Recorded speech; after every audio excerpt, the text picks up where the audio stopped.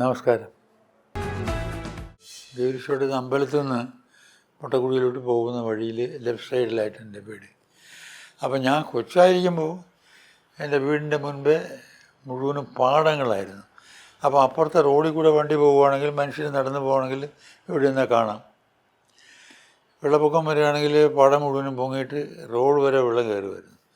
ഇപ്പോൾ പോയി നോക്കുകയാണെങ്കിൽ ഈ പാടമായിരുന്ന സ്ഥലത്ത് മുഴുവനും ബിൽഡിങ്സാണ്, ആളുകൾ താമസിക്കാനവിടെ. അപ്പം അന്നൊരു എന്താ പറയുക, ഒരു വില്ലേജിൻ്റെ നല്ല ലുക്ക് ഉണ്ടായിരുന്നു, നല്ല അറ്റ്മോസ്ഫിയർ ഉണ്ടായിരുന്നു. ട്രാൻസ്പോർട്ടൊക്കെ വളരെ കുറവായിരുന്നു. ടാർ ചെയ്തിരുന്നില്ല റോഡൊന്നും, മറിച്ച് പൊടിയൊക്കെ ഉണ്ടെങ്കിലും 2 പ്രാവശ്യം സർക്കാരിൽ നിന്ന് വന്ന് വെള്ളം ഒഴിക്കുമായിരുന്നു. റോഡിൽ വെള്ളം ഒഴിക്കുമായിരുന്നു ഈ പടി പറക്കാതിരിക്കാൻ.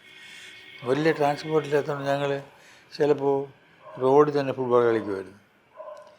ആകെ ഒരു വില്ലേജിൻ്റെയും ഒരു ആകെക്കൂടി ഒരു എന്താ പറയുക, ഒരു ഹോംലി ഫീലിംഗ് ആയിരുന്നു. കുട്ടിക്കാലത്ത് ഓർമ്മയുള്ളത് പല അക്രമം കാണിച്ചതിന് ഓടിച്ചിട്ട് അടിച്ചതേ ഉള്ളൂ ഓർമ്മ.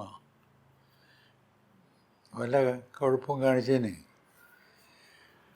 അമ്മ ഓടിച്ചിട്ട് അടിക്കും, ഞാൻ ഓടിക്കളി. അമ്മ കൊച്ചിങ്ങ പറക്കി കയറി. അതാണ് ഒരു കാര്യമായിട്ട് ഓർമ്മയുള്ളത്. പിന്നെ എൻ്റെ താഴെ 4 സഹോദരിമാരാണ്. അവരുമായിട്ടെല്ലാം വഴക്ക് കൂടും. സ്നേഹമാണെങ്കിലും കൂടുതൽ വഴക്ക് കൂടുകയും തല്ല് കൊടുക്കുകയും അച്ഛൻ വരാൻ നേരത്ത് അവരെല്ലാം കൂടെ കംപ്ലയിൻറ്റ് ചെയ്യുകയും അച്ഛൻ എന്നെ എടുത്തിട്ട് തല്ലുകയും ചെയ്യും. ഇതൊക്കെയാണ് ചെറുപ്പകാലത്തുള്ള ഓർമ്മകൾ. ശരിക്കും ഇൻഫ്ലുവൻസ് ചെയ്തിട്ടുള്ള എൻ്റെ അമ്മൂമ്മയാണ്, അമ്മയുടെ അമ്മ. അവിടെ അമ്മയുണ്ടെങ്കിൽ അമ്മ എൻ്റെ ഒരു എൽഡർ സിസ്റ്ററിനെ പോലെയായിരുന്നു. ഞങ്ങൾ തമ്മിൽ വഴക്ക് കൂടുകയും കളിക്കുകയും അടിക്കുകയും പറഞ്ഞ പോലെ ഞാൻ ഓടുകയും അമ്മ പുറകെ ഓടുകയും ഒക്കെ ചെയ്യുമായിരുന്നു. മറ്റേ അമ്മൂമ്മ അങ്ങനെയല്ല. അമ്മൂമ്മയായിരുന്നു ഒരു വലിയ ആശ്വാസം. ബാക്കി അച്ഛൻ്റെ തല്ലും അമ്മയുടെ വഴക്കും ഈ കുട്ടികളുമായിട്ടുള്ള തകരാറുകളെല്ലാം ഉണ്ടെങ്കിലും ഇതെല്ലാം മാനേജ് ചെയ്യുന്നതും ഇപ്പോഴും ഓർക്കുമ്പോൾ മനസ്സിൻ്റെ ഒരു സന്തോഷം തോന്നുന്നത് അമ്മമ്മയാണ്. പഠിക്കുമ്പോൾ ഞാൻ ആദ്യം തന്നെ ആക്കിയത് ഇവിടെ കുന്നുകുഴി സ്കൂളിലായിരുന്നു. MP സ്കൂൾ, എന്താ പറയുക, അതിപ്പോൾ ഇരിക്കുന്ന സ്കൂളിലല്ല. അതിൻ്റെ നേരെ ഇവിടുന്ന് അങ്ങോട്ട് പോകുമ്പോൾ റൈറ്റിലൂടെ തിരിഞ്ഞ ഉടനെ ലെഫ്റ്റിൽ സ്കൂളായിരുന്നു. ഇപ്പോൾ അവിടം കഴിഞ്ഞ് കുറേ നടന്നിട്ട് അടുത്ത ജംഗ്ഷനിൽ പോയിട്ട് പിന്നെ ലെഫ്റ്റിലൂടെ നടക്കുമ്പോഴാണ് വളവനൊക്കിലോട്ട് പോകുന്ന വഴിയിലേക്കാണ് ഇപ്പോൾ ആ സ്കൂളിലിരിക്കുന്നത്. അവിടെ അങ്ങനെയൊന്നുമില്ല. ഈ സ്കൂളുകളെന്ന് പറഞ്ഞാൽ സ്കൂളിൻ്റെ ക്ലാസ്സുകൾ തമ്മിൽ അരമതിലിൻ്റെ വ്യത്യാസമേ ഉള്ളൂ. അപ്പോൾ അപ്പുറത്തുള്ള സാറിനെയും ഇപ്പുറത്തുള്ള സാറിനെയും ഉള്ള വിദ്യാർത്ഥികളെല്ലാം അവർ പഠിപ്പിക്കുന്നതും ഇപ്പുറത്തുള്ളവർ പഠിപ്പിക്കുന്നതും ഒക്കെ ഒരു റൂമിലിരുന്ന് കാണാമായിരുന്നു. അങ്ങനെ എന്താ പറയുന്ന ഒരു എല്ലാവരും കൂടെ ചേർന്നിട്ടൊരു സ്കൂൾ, അതൊരു സുഖമുള്ള കാര്യമായിരുന്നു. അത് കഴിഞ്ഞിട്ട് ഞാൻ ജോയിൻ ചെയ്തത് SMB സ്കൂളിലായിരുന്നു. ഈ കോടതി ഉണ്ടല്ലോ, പഞ്ചൂർ SMB സ്കൂളിൽ 4ാം ക്ലാസ് ഇവിടെ പഠിച്ചു കഴിഞ്ഞിട്ട് 5ാം ക്ലാസ്സിൽ പ്രിപ്പയറേറ്ററി എന്ന് പറയുവാൻ ഇപ്പോൾ ഇല്ല ക്ലാസ്. പ്രിപ്പയറേറ്ററി എന്ന് പറയാൻ കാരണം അതുവരെ എല്ലാം മലയാളത്തിൽ പഠിച്ചിട്ട് അടുത്ത ഫസ്റ്റ് ഫോം തൊട്ട് പഠിക്കാൻ പോകുന്നത് ഇംഗ്ലീഷാണ്. അതിന് വേണ്ടിയിട്ടുള്ളൊരു ഇടയ്ക്കുള്ളൊരു ക്ലാസ്, ഒരു ട്രെയിനിങ് പോലൊരു ക്ലാസ് പ്രിപ്പയറേറ്ററി. ഭാഗ്യത്തിന് 1 വർഷം എനിക്ക് അവിടെ പഠിക്കാൻ സാധിച്ചു. കാരണം ഐഡിയൽ പ്ലേസ് ആണ് ഫോർ എ സ്കൂൾ. ഇപ്പോൾ ഇരിക്കുന്ന മഞ്ചൂർ കോടതി എന്തിനാണോ അതിനെ സ്കൂൾ മാറ്റി കോടതിയാക്കി എനിക്കറിയില്ല. അങ്ങനെ പലതും ഇതുപോലെ നശിപ്പിച്ചിട്ടുണ്ട്. അതിലൊന്ന് ഇതാണ്. ആ സ്കൂള് അതിൻ്റെ എല്ലാം പോയി. അപ്പോൾ എനിക്ക് ഭാഗ്യത്തിന് 1 വർഷം അവിടെ പഠിക്കാൻ പറ്റി, ഈ പ്രിപ്പയറേറ്ററിയിൽ മാത്രം. അത് കഴിഞ്ഞ് അതിനെ ഇപ്പോൾ അത് തമ്പാനൂർ കൊണ്ടുപോയി പകുതി പേട്ടയിലോട്ട് കൊണ്ടുവന്നു. പേട്ടയിൽ കൊണ്ടുവന്നതിൽ ഞാൻ പേട്ടയിൽ ചേർന്നു. പേട്ടയിലാണ് ഞാൻ ഫസ്റ്റ്, സെക്കൻഡ്, തേർഡ് ഫോം വരെ ഉണ്ടായിരുന്നുള്ളൂ പഠിച്ചത്. തേർഡ് ഫോം വരെ പഠിച്ചത് പേട്ടയിലായിരുന്നു. അത് കഴിഞ്ഞിട്ട് പിന്നെ സെൻറ്റ് ജോസഫ്സിൽ പോയി. From 4th standard onwards. 4th form അന്നങ്ങനെ പറയാം. ഇപ്പോൾ കോളേജിൽ ഇവിടുന്ന് സെൻറ്റ് ജോസഫ് സ്കൂളിൽ നിന്ന് ഞാൻ അന്നത്തെ SSLC പാസ്സായിട്ട് MG കോളേജ് ചേർന്നു. MG കോളേജ് അന്ന് പെരുന്താന്നിയിലാണ്. ഞാനെടുത്ത ഫസ്റ്റ് ഗ്രൂപ്പാണ്, ഇത് മാത്തമാറ്റിക്സ്, ഫിസിക്സ്, കെമിസ്ട്രി. അപ്പോൾ 1 വർഷം അവിടെ പഠിച്ചു. അത് അമ്മ വീട് വാടകയ്ക്ക് എടുത്തിട്ട് അവരവിടെ നടത്തുമായിരുന്നു. അപ്പോൾ അധികം കളിക്കാനുള്ള, ഫുട്ബോൾ കളിക്കാനുള്ള സ്പേസോ ചിലർ നാടകമൊക്കെ കളിക്കാനുള്ള സൗകര്യം ഉണ്ടായിരുന്നു. ഞാൻ നമ്മുടെ സീനിയേഴ്സായിട്ട് പഠിച്ചുകൊണ്ടിരുന്ന പലരും നാടകം സ്റ്റേജിൽ അവതരിപ്പിച്ച് കണ്ടിട്ടുണ്ട് സ്കൂളിൽ. അട്രാക്റ്റഡ്, എനിക്ക് വളരെ ഇഷ്ടമായി നാടകം. ഞാനൊന്നും അഭിനയിച്ചിട്ടില്ല എന്ന് വരില്ല. ഒരു വർഷം അവിടെ പഠിക്കേണ്ടി വന്നില്ല. അത് കഴിഞ്ഞപ്പോൾ MG കോളേജ് ഇങ്ങോട്ട് തന്നെ പോന്നു. പക്ഷേ ആ ഇയറിൽ എനിക്ക് ഇങ്ങോട്ട് വരാൻ സാധിച്ചില്ല. കാരണം ഞാൻ ഫസ്റ്റ് ഗ്രൂപ്പായിരുന്നല്ലോ. ഈ ലാബ്സ് എല്ലാം അവിടെ തന്നെ ഉണ്ടായിരുന്നു പെരുന്താന്നിൽ. ഒരു വർഷം അവിടെ തന്നെ കണ്ടിന്യൂ ചെയ്തു. സെക്കൻഡ് ഇയർ ആയപ്പോൾ കേശവദാസ് അടുത്ത് വന്നു. നാടകം എന്ന് പറയുന്നത് ഞാൻ കാണുന്നത് ഈ മുളവനമുക്കിലൊരു വായനശാല ഉണ്ടായിരുന്നു. ഇപ്പോൾ അവിടെ ആ വായനശാല ഇല്ല. അതൊരു വളരെ ഇമ്പോർട്ടൻ്റ് ആയിട്ടുള്ളൊരു സെൻ്ററായിരുന്നു ആ വായനശാല. അവിടെ നാട്ടിലുള്ളവരെല്ലാം കാലത്ത് പേപ്പർ വായിക്കാൻ വരുന്നത് എവിടെയാണ്. അവർ വർഷം തോറും ഓരോ നാടകം കളിക്കും. അപ്പോൾ എല്ലാം ഞാൻ കണ്ടിട്ടില്ല. ആദ്യമായിട്ട് ഞാൻ അവരുടെ ഒരു നാടകം കാണാൻ പോയതിൽ എൻ്റെ മുറയ്ക്കൊരു അപ്പൂപ്പനെ അഭിനയിക്കുന്നുണ്ടായിരുന്നില്ല. അപ്പം മൂപ്പർ വളരെ സീരിയസ് ആയിട്ടുള്ള മനുഷ്യനാണ് വീട്ടിൽ. പക്ഷെ അതിൽ അഭിനയിച്ചപ്പം ഭാര്യയെ ഭയപ്പെടുന്ന ഒരു ഭർത്താവ്. അത് അതിമനോഹരമായിട്ട് അഭിനയിച്ചെന്ന് പറഞ്ഞാൽ എന്നെ കൂടെ ചിരിപ്പിച്ച് കളഞ്ഞു. അപ്പോൾ എനിക്ക് സത്യത്തിൽ അഭിനയത്തിൻ്റെ അടുത്തൊരു ആഗ്രഹം തോന്നിയത്, അല്ലെങ്കിൽ ഒരു ഇഷ്ടം തോന്നിയത്, അത് ചെയ്യണമെന്ന് തോന്നിയത് ഈ അപ്പൂപ്പൻ്റെ ആ നാടകം കണ്ടതിലാണ്. ഞങ്ങൾ ഗൗരീശോട്ടത്ത് കുറച്ച് എൻ്റെ പ്രായത്തിലുള്ള കുറേ ആളുകളുണ്ട്.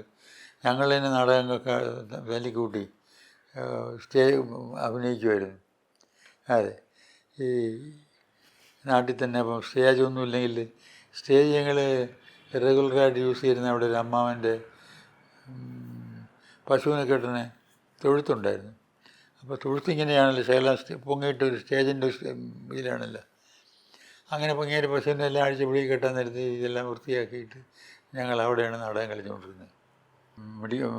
MG കോളേജിൽ ഇൻ്റർമീഡിയറ്റ് പഠിച്ചിട്ട് ഇതിന് ഡിഗ്രിക്ക് പോയത് MG കോളേജിലാണ്, യൂണിവേഴ്സിറ്റി കോളേജിലാണ്. അപ്പോൾ അവിടെ ചെല്ലുമ്പോഴാണ് കുറച്ച് സീരിയസ് ആയിട്ടുള്ള നാടകങ്ങളൊക്കെ കാണാനുള്ള അവസരം ഉണ്ടായത്. അന്നിവിടെ ട്രിവാൻഡ്രം ഡ്രമാറ്റിക് ബ്യൂറോ അങ്ങനെ ഏതൊരെണ്ണം ഉണ്ടായിരുന്നു. അപ്പം PK Vikraman Nair, Venikuttan Nair, TR Sukumaran Nair, CI Parameswaran Pillai sir, Kainikkara Kumara Pillai, ഇവരെല്ലാം ചേർന്നിട്ടുള്ളൊരു നാടക ഗ്രൂപ്പ് ഉണ്ടായിരുന്നു. അവരുടെ നാടകങ്ങൾ ചിലപ്പോഴൊക്കെ വിജയിച്ച് കളിക്കും. ഈ ജീവിതത്തെ വായനശാലയ്ക്ക് വേണ്ടി കളിക്കുന്നതാണ്. അപ്പോൾ അവിടെയാണ് സീരിയസ് ആയിട്ടുള്ള നാടകം എന്താണെന്നുള്ളത് കുറേശ്ശെ മനസ്സിൽ കയറാൻ തുടങ്ങിയത്. പിന്നെ ഒരു ദിവസം യൂണിവേഴ്സിറ്റി കോളേജ് പഠിപ്പിക്കുന്ന തന്നെ VK പഠിക്കുമ്പോൾ VK വേണക്കുട്ടൻ നായർ എൻ്റെ അടുത്തെന്ന് പറഞ്ഞു, ഒരു നാടകത്തിൽ താൻ ശകല അഭിനയിക്കണം. അതിന് കാരണം, അതിന് മുമ്പ് ഏതൊരു നാടകത്തിൽ, ഒരു KS കൃഷ്ണൻ്റെ ഒരു നാടകത്തിൽ ഞാൻ അപ്പിയർ ചെയ്തു VJT ഹാളിൽ. തിരക്കായിട്ടുള്ള നാളിൽ പറഞ്ഞുകൊണ്ടായിരിക്കും. ശകലം കോമഡിയൊക്കെ ഉള്ളൊരു ക്യാരക്ടറായിരുന്നു. അപ്പോൾ ഇവർ സാഹിത്യ പരിഷത്ത് സംസ്കൃത കോളേജിൻ്റെ കോമ്പൗണ്ടിൽ വലിയ ഷെഡൊക്കെ കെട്ടി അവിടെ, ഇപ്പോൾ ഇല്ലത്, മറ്റേ വർഷം തോറും സാഹിത്യ പരിഷത്ത് നടക്കുന്ന കാലത്ത് ഒരു നാടകത്തിൽ എന്തുകൊണ്ടോ എന്തോ അടൂർ ഭാഷ അഭിനയിച്ചിരുന്ന ഒരു റോളിന് ഭാഷയ്ക്ക് സുഖമില്ലാതാവുകയോ സ്ഥലത്തില്ലാതാവുകയോ എന്തോ ചെയ്തിട്ട് ഞാൻ ഈ ചില്ലറ കോമഡിയെല്ലാം കണ്ടുകൊണ്ടായിരിക്കാം PK വേണുകുട്ടൻ നായർ വന്ന് ഇങ്ങനെ പറഞ്ഞു, നാടകത്തിൽ ഒരു റോളുണ്ട്, അഭിനയിച്ച് തീരും. യൂണിവേഴ്സിറ്റി കോളേജിൽ തന്നെ മലയാളം ഡിപ്പാർട്ട്മെൻറ്റിൻ്റെ ഓഫീസിലായിരുന്നു റിഹേഴ്സൽ നടത്തിക്കൊണ്ടിരുന്നത്. അപ്പോൾ അതുവരെയുള്ള നാടകത്തിൽ ചേർന്ന് റിഹേഴ്സൽ ചെയ്യാൻ പറ്റിയില്ല. അപ്പോൾ ആ സീനിൻ്റെ ഇത് വേണുകുട്ടൻ നായർ പറഞ്ഞു തന്നിട്ട് ഞാനും ഒന്ന് രണ്ട് ആർട്ടിസ്റ്റും ഉണ്ടായിരുന്നു തോന്നുന്നില്ല അഭിനയിച്ചവർ. അവിടെ വെച്ച് മാത്രമേ എൻ്റെ മാത്രമായിട്ടുള്ള റിഹേഴ്സൽ എടുത്തിട്ട് ഈ പരിഷത്തിൻ്റെ പരിപാടിക്ക് പോയി. അപ്പോൾ അങ്ങനെ ഒരു സീരിയസ് ആയിട്ടുള്ള ഒരു സ്റ്റേജിൽ അതാണ് ഞാൻ കയറുന്നത്. അപ്പോൾ അതിൽ വലിയൊരു അനുഭവം ഉണ്ടായത്, ഇത് ഭൂമിയാണെന്ന് പറഞ്ഞിട്ടൊരു വളരെ പ്രസിദ്ധമായ നാടകം ഉണ്ടായിരുന്നു. അതിൽ ഉമ്മർ അഭിനയിക്കുന്നുണ്ടായിരുന്നു. അന്ന് ഉമ്മർ ടീനേജിലാണോ അതോ 20 വയസ്സ് കഴിയുമോ എന്നറിയില്ല. ഒരു വലിയൊരു മൂത്ത മുസ്ലിം ക്യാരക്ടറാണ് മൂപ്പർ അഭിനയിച്ചത്. ഭയങ്കരമായി കണ്ടുകൊണ്ടിരിക്കാൻ നല്ല രസമായിരുന്നു. അപ്പോൾ അത് കണ്ടപ്പോൾ ഇമാതിരി ഒരു ആരാധന തോന്നി ഉമ്മറിൻ്റെ അടുത്ത് ആ ക്യാരക്ടർ അഭിനയിച്ചു. അതിലാണ് ഈ തലനാരിഴ ഏഴായി കയറിയിട്ട് അതുകൊണ്ട് പാലം കെട്ടിയിട്ട് അതിലൂടെ നടക്കണമെന്നാണ് പറയുന്നത്. മരീച്ച് ചെന്നിട്ട് എന്ന് ഉമ്മർ തന്നെ പാടി അഭിനയിക്കുന്ന ഒരു ക്യാരക്ടറാണത്. ആര് എഴുതിയതാര്? കെ ടി മുഹമ്മദാണെന്ന് തോന്നുന്നു. അപ്പോൾ ആ നാടകം കാണാനുള്ള സൗകര്യമുണ്ടായി. എനിക്ക് ചെറിയ റോൾ അഭിനയിക്കാനുണ്ടായി. അപ്പോൾ ഒരു സീരിയസ് ആയിട്ടുള്ളൊരു നാടകം കാണുന്നതും അതിങ്ങനെ മനസ്സിൽ കയറുന്നതും ഈ പരിഷത്തിലെ ഈ നാടകം കണ്ടതിന് ശേഷമാണ്.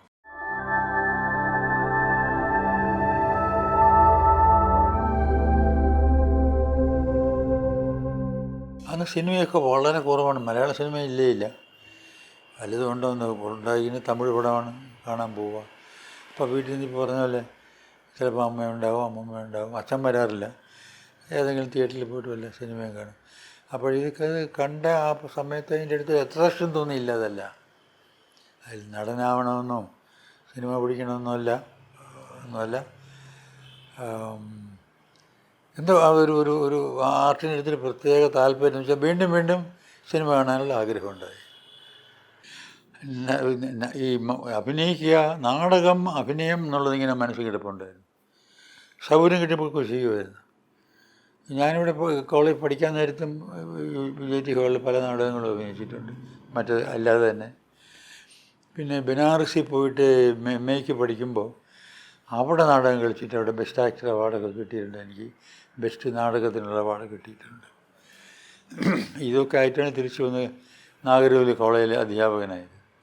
ഞാനിവിടെ യൂണിവേഴ്സിറ്റി കോളേജ് പഠിപ്പിക്കുമ്പോൾ തന്നെ ഹിന്ദിയായിരുന്നു എൻ്റെ സബ്ജക്റ്റ്. അപ്പോൾ എൻ്റെ വീട്ടിൽ ശനി ഞായർ ഉള്ള പിള്ളേരെല്ലാം സ്കൂളിലെല്ലാം ഹൈസ്കൂളിലെല്ലാം പഠിക്കുന്ന പിള്ളേരെ വിളിച്ച് ഹിന്ദി ഞാൻ പഠിപ്പിക്കുമായിരുന്നു. അപ്പോൾ ഈ പഠിപ്പിക്കുക എന്നുള്ളതും ഇതിൻ്റെ കൂട്ടത്തിൽ തന്നെ എനിക്ക് താല്പര്യമുള്ള കാര്യമായിരുന്നു. അതിനു മുമ്പ് MA പാസ്സായിട്ട് വന്ന ഉടൻ ജോലി കിട്ടി. അപ്ലൈ ചെയ്യുന്നതിന് പകരം ഞാൻ ഈ പാറ്റമുക്കിലൊരു ട്യൂട്ടോറിയൽ കോളേജ് ഞാൻ സ്വന്തമായിട്ട് തുടങ്ങി. പക്ഷേ അധികം നാൾ നടത്താൻ അച്ഛൻ സമ്മതിച്ചില്ല. ഇത് റിസൈൻ ചെയ്തിട്ട് നാഗർകോവിൽ കോളേജിൽ ജോയിൻ ചെയ്യേണ്ടി വന്നു. അപ്പോൾ അങ്ങനെ ഈ ടീച്ചിങ്ങും ഉള്ളിലുണ്ട്, മനസ്സിലുണ്ട്, കുട്ടിലേ തന്നെ ഉണ്ടായിരുന്നു. അവിടെ അധ്യാപകനായിരിക്കുമ്പോൾ സൺഡേ സ്റ്റാൻഡേർഡിൽ, ഇപ്പോഴത്തെ ഇന്ത്യൻ എക്സ്പ്രസിൻ്റെ ഞായറാഴ്ചയുള്ള എഡിഷൻ സൺഡേ സ്റ്റാൻഡേർഡായിരുന്നു. സൺഡേ സ്റ്റാൻഡേർഡിൽ ഞാൻ ഒരു പരസ്യം കൊണ്ടുപോയി ഈ നാഷണൽ സ്കൂൾ ഓഫ് ഡ്രാമയുടെ. ഇങ്ങനെയാണ് ഗവൺമെൻറ് സംഗീത അക്കാദമി കൂടെ അവരുടെ മേൽനോട്ടത്തിൽ നാടകത്തിൻ്റെ ഒരു ഇൻസ്റ്റിറ്റ്യൂട്ട് തുടങ്ങുന്നു, നാഷണൽ സ്കൂൾ ഓഫ് ഡ്രാമ. അപ്പോൾ ഒരു ഇൻട്രസ്റ്റ് വന്നു. അതുവരെ അങ്ങനെ ഒരു ഇൻസ്റ്റിറ്റ്യൂട്ട് നമുക്ക് ഇന്ത്യയിൽ ഉണ്ടായിട്ടില്ല, ഒരു ഗവൺമെൻറ് അപ്രൂവ്ഡ് ആയിട്ടുള്ള ഒരു ഇൻസ്റ്റിറ്റ്യൂട്ട്. ഒരു താല്പര്യം തോന്നി. ഏതായാലും അതനുസരിച്ചിട്ട് ആപ്ലിക്കേഷൻ അയച്ചു. നല്ല കാലത്തിന് അത് കഴിഞ്ഞപ്പം ഇൻ്റർവ്യൂ ഇത് അവധിയായി, സമ്മർ വെക്കേഷനായി. ആ അവധി സമയത്താണ് ഇൻ്റർവ്യൂവിന് കാർഡ് വന്നത്. അപ്പോൾ പോകാൻ വിഷമം ഉണ്ടായില്ല. വീട്ടിൽ അച്ഛൻ വേണ്ടെന്ന് പറഞ്ഞെങ്കിലും പോയി എനിക്കവിടെ അഡ്മിഷൻ കിട്ടി നാഷണൽ സ്കൂൾ ഓഫ് ഡ്രാമയിൽ. പക്ഷേ രസം എന്താണെന്ന് പറഞ്ഞാൽ അവിടെ പഠിക്കുന്നവരും പഠിപ്പിക്കുന്നവരും കൂടെ ഉള്ള പ്രിൻസിപ്പലും അച്ഛനും നാട്ടുകാരും ഒക്കെ ഈ നാഷണൽ സ്കൂൾ ഓഫ് ഡ്രാമയിൽ അന്ന് അഡ്മിഷന് മിനിമം ക്വാളിഫിക്കേഷൻ മെട്രിക്കുലേഷനാണ്. ഞാനിവിടെ ഗ്രാജുവേറ്റ്സിന് പഠിപ്പിച്ചുകൊണ്ടിരിക്കുകയാണ്. അപ്പം അതിലിങ്ങനെ അതൊക്കെ ജോയിൻ ചെയ്യാമെന്ന് പറഞ്ഞാൽ ഞാൻ ജോയിൻ ചെയ്താൽ ഇൻസ്റ്റിറ്റ്യൂട്ട് ഇങ്ങനെ നാടകത്തിന് ഇൻസ്റ്റിറ്റ്യൂട്ട് ഇതുവരെ ഉണ്ടായിട്ടില്ലല്ലോ. ഇതൊരു ഡിപ്ലോമ കോഴ്സാണ്. പലരും എതിർത്തു. പക്ഷേ ഞാനിത് രാജിവെച്ചിട്ട് ഞാൻ നാഷണൽ സ്കൂൾ ഓഫ് ഡ്രാമയിൽ നാടകം പഠിക്കാൻ പോയി. അവിടെ പോയിട്ട് നാഷണൽ സ്കൂൾ ഓഫ് ഡ്രാമ എന്ന് പറഞ്ഞിട്ട് പോയിട്ട് നമ്മൾ മനസ്സിൽ കാണുന്ന നാടകം, അതിൽ അഭിനയം, ഇതൊക്കെയാണല്ലോ. പക്ഷെ അവിടെ അങ്ങനെയല്ല. തയ്യൽ, ആശാരിപ്പണി, കാർപ്പൻട്രി, പിന്നെ ഇങ്ങനെ എല്ലാ സംഗതികളും, മേക്കപ്പ്, കോസ്റ്റ്യൂം, അഭിനയം, നാടകം, എഴുത്ത്, നാടകം പഠിപ്പിക്കൽ, ഇതൊക്കെ പഠിക്കണമായിരുന്നു. അപ്പം അതൊക്കെ എല്ലാം പഠിച്ചതിന് മുടിയനായ പുത്രൻ്റെ അവാർഡ് വാങ്ങിക്കാൻ വേണ്ടി അവരെല്ലാം കൂടെ ഡൽഹിയിൽ വന്നിരുന്നല്ലോ. അപ്പോൾ അതിൻ്റെ മലയാളി അസോസിയേഷൻ, അവിടുത്തെ മലയാളി അസോസിയേഷൻ ഇവർക്കൊരു സ്വീകരണം കൊടുത്ത് ആ ഗ്രൂപ്പിൽ ഞാനും ഉണ്ടായിരുന്നു. അവിടെ വെച്ച് ഇവരുടെ കൂട്ടത്തിൽ അടൂർ ഭാഷ ഉണ്ടായിരുന്നു. ഭാഷ എനിക്ക് ഇവിടെ വെച്ച് അറിയാം. കാര്യമായിട്ട് ഭാഷ അവരെല്ലാം കൂടെ നിൽക്കുന്ന കൂട്ടത്തിൽ ഭാഷ ഇങ്ങനെ കാര്യമായിട്ടിനെ പരിചയപ്പെടുത്തി, ഇന്നയാളാണ്, ഇന്നയാളിൻ്റെ മോനാണ്, ഇന്നയൊക്കെയാണ്, ഇതെല്ലാം കളഞ്ഞിട്ട് നാടകം പഠിക്കാൻ വന്നിരിക്കുകയാണ്. കാഷ്വലായിട്ട് കാര്യമായിട്ട് ചോദിക്കുന്നത് നാടകത്തിൽ ഇഷ്ടമുള്ളൂ, സിനിമയിൽ ഇഷ്ടമില്ലേ? ഞാൻ പറഞ്ഞു എനിക്ക് ഇഷ്ടമുള്ളത് അഭിനയമാണ്. അപ്പോൾ അതിൻ്റെ പേരിലാണ് ഞാൻ നാഷണൽ സ്കൂൾ ഓഫ് ഡ്രാമയിൽ പോയത്. അന്ന് ഫിലിം ഇൻസ്റ്റിറ്റ്യൂട്ട് തുടങ്ങിയിട്ടില്ല ഞാൻ പോകുമ്പോൾ. അത് കഴിഞ്ഞിട്ടാണ് ഫിലിം ഇൻസ്റ്റിറ്റ്യൂട്ട് തുടങ്ങിയത്. ഒരു പക്ഷേ ആദ്യം ഫിലിം ഇൻസ്റ്റിറ്റ്യൂട്ട് തുടങ്ങി ഞാൻ അങ്ങോട്ട് പോയേനെ എന്ന് പറഞ്ഞു. അങ്ങനെയാണെങ്കിൽ എൻ്റെ അടുത്ത പടത്തിൽ ഒരു ചെറിയ റോൾ കൊണ്ട് ചെയ്യാമെന്ന് ചോദിച്ചു. ചെറിയ റോളെന്ന് പറഞ്ഞപ്പോൾ എനിക്ക് വലിയ സുഖമില്ലെന്ന് മുഖത്ത് പറഞ്ഞു കാണും. കാര്യമായിട്ട് പറഞ്ഞാൽ അത് ചെറിയ റോളെന്ന് പറഞ്ഞാൽ അതിനകത്തൊരു ക്യാരക്ടർ റോളാണ് മെയിൻ റോൾ. അത് സത്യൻ സാറാണ് ചെയ്യണത്. ഒരു സിനിമ ഹീറോ ടൈപ്പ് റോളാണിത്. യുവർ ഇൻട്രസ്റ്റഡ് നമുക്ക് നോക്കാം. അപ്പോൾ അതാണ് ഇങ്ങനെ ഇങ്ങോട്ട് സിനിമയിലേക്ക് വരാൻ. എൻ്റെ ആദ്യത്തെ സിനിമ അഭിനയം ഇത് തന്നെ. ഞാൻ സിനിമ ഷൂട്ട് ചെയ്യുന്നതിന് മുമ്പിൽ ധാരാളം കണ്ടിട്ടുണ്ട്. പക്ഷേ ഇത് ഞാൻ അതിനകത്ത് ഇൻവോൾവ്ഡ് ആയിട്ടില്ല. അപ്പോൾ അവിടെ രാമകാരിയായിട്ട് പറഞ്ഞു ഒരു പണി ചെയ്യണം. അപ്പോൾ ഞാൻ എഗ്രി ചെയ്തപ്പം പറഞ്ഞു, ഞാൻ പറഞ്ഞ 2-3 മാസം കഴിഞ്ഞിട്ടാണ് ഞാൻ വരാം. അന്ന് ഈ നാഷണൽ സ്കൂൾ ഓഫ് ഡ്രാമയിൽ ഒരു 2-3 മാസം കൂടെ ഉണ്ടായിരുന്നു. അപ്പോൾ അവിടുത്തെ സ്കൂളിലെ കോഴ്സ് ഇതെല്ലാം കഴിഞ്ഞിട്ട് വരുന്ന വഴിക്ക് മദ്രാസിൽ റെയിൽവേ സ്റ്റേഷനിൽ അതിന് കാത്തു നിൽപ്പുണ്ടായിരുന്നവരുടെ ചന്ദ്രധാര ഫിലിംസിൻ്റെ ആൾക്കാർ അവരെ മേക്കപ്പ് ടെസ്റ്റിനായിട്ട് വിളിച്ചുകൊണ്ട് പോയി. അപ്പോൾ പോയി മേക്കപ്പ് ചെയ്ത് ടെസ്റ്റ് കഴിഞ്ഞിട്ട് ഞാൻ ഇങ്ങോട്ട് വരാൻ തയ്യാറെടുക്കുന്ന സമയത്ത് ശോഭന പരമേശ്വരൻ തരുമെന്ന് പറഞ്ഞു. കാരണം അവിടെ അന്ന് ചന്ദ്രധാരയുടെ ഷൂട്ടിംഗ് അവിടെ ഇല്ലല്ലോ. അന്ന് ഷൂട്ടിംഗ് ഉണ്ടായിരുന്നത് നിണമണിഞ്ഞ കാൽപ്പാടുകളുടെ ആയിരുന്നു. അപ്പോൾ ആ സെറ്റിലാണ് കൊണ്ടുപോയിട്ട് എൻ്റെ ടെസ്റ്റ് എടുത്തത്. അപ്പോൾ ശോഭന പരമേശ്വരൻ എന്ന് പറഞ്ഞു, എൻ്റെ പടത്തിൽ ഒരു ചെറിയ ഷോ ഉണ്ടാകും ചെയ്യാമെന്ന് പറഞ്ഞിട്ട് പോയിട്ട്. അപ്പോൾ ഇത് മൂടുപടത്തിൻ്റെ ടെസ്റ്റിനാണ് പോയതെങ്കിലും ആദ്യമായിട്ട് അഭിനയിച്ചത് നിണമണിഞ്ഞ കാൽപ്പാടുകളിലാണ്. അതിൽ നിണമണിഞ്ഞ കാൽപ്പാടുകളിൽ സ്റ്റീഫൻ എന്ന മറ്റു പറയുന്നൊരു ക്യാരക്ടറായിരുന്നു.